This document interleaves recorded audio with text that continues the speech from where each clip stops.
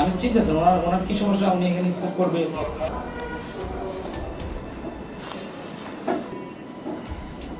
ভাবি কই? এই যে আপনার বাবা কি এমপি, মন্ত্রী, পুলিশের ডিআইজি, সিগারেট খেলে কেন তো?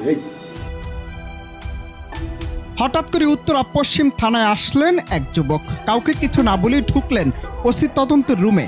পায়ের উপর পা তুলে ধরালেন সিগারেট, চোখে চশমা, গায়ে নামি দামি পোশাক। এ যেন কোনো এমপি কিংবা মন্ত্রী। তার পাশে সেবানিতে আসা এক নারী তার সিগারেট সেবনে বিরক্তি বোধ করলে তাকে ওসি তদন্তের রুম থেকে বেরিয়ে যেতে বলেন ওই যুবক। বিষয়টি এমন হয়ে দাঁড়িয়েছে যেন তিনি এমন এক ব্যক্তি যেখানে পুলিশও নিরুপায়। এ সময় পুলিশ, পাশে থাকা নারী এবং ওই রুমে থাকা বেশ কয়েকজনকে এ নিয়ে কথা বলতে শোনা গেছে এবং তার এই কাজ নিয়ে প্রশ্ন করেন কেউ কেউ। কিন্তু কে এই যুবক, কি তার পরিচয় তা নিশ্চিত নয় কেউই। যদিও পরে জানতে পারেন এই যুবক একটি সাধারণ ডায়েরি করতে থানায় এসেছিলেন। পুরো পরিস্থিতি দেখলে যে কারো মনে হতেই পারে পুলিশ যেন পুরো নিরুপায় সেখানে। কিন্তু আসলে মূল ঘটনা কি, কেন এমন কর্মকাণ্ড করছে এই ব্যক্তি? ভাই আমি তো আপনার ব্যাপারটা বুঝলাম না। এখানে সবাই বসা, আপনার বসা, এলাকার লোকজন বসা, আপনাদের প্রতিনিধি বসা, সবাই উত্তরা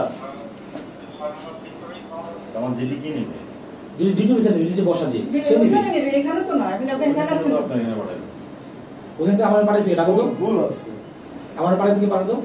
না ভুল বলছে ও, আপনার কাছে পাঠাবে কেন? আপনি পাঠিয়ে আসছেন তো অভিযুক্ত বলেন আপনি সিগারেট ধরেছেন, এটা তো আপনার রাইট না। ধরানো পারপল পাথুলি দিয়ে বসে রেখেছে এমন কথা। আমি পুলিশে দেখছি, আমি তো পুলিশে আমি তো প্রত্যক্ষদর্শী, সে তো প্রত্যক্ষদর্শী। আমি দোষী এখানে, কারণ আমি এখানে আসছি মাই মামা নিয়ে আপনি এখানে সিগারেট খাচ্ছেন।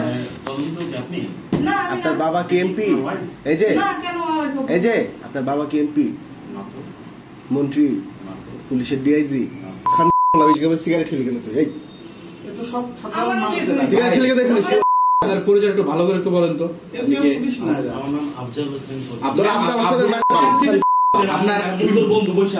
যদিও এই ঘটনায় সবশেষ পুলিশ বলছে এমন কর্মকাণ্ড কোনো স্বাভাবিক ব্যক্তি করতে পারে না। পুলিশের ভাষ্য মতে এই ব্যক্তি একজন মানসিক রোগী। ঘটনার পরে তারা খোঁজ নিয়ে জানতে পারেন অনেক আগে থেকে এই ব্যক্তি মানসিকভাবে অসুস্থ। ঘটনায় উত্তরা পশ্চিম থানার ওসি তদন্ত বিষয়টি নিশ্চিত করে জানান ক্ষমা চেয়ে তার পরিবার তাকে নিয়ে গেছে। উনি মানসিকভাবে ভারসাম্যহীন অসুস্থ লোক।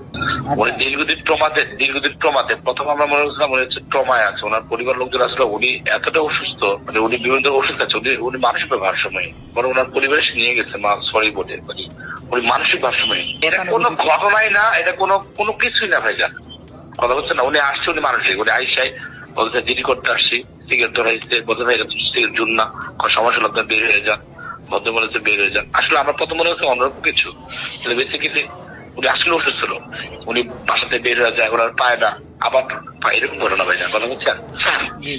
অনন্ত হাসান মাসুদ, বাংলা টিভি, ঢাকা।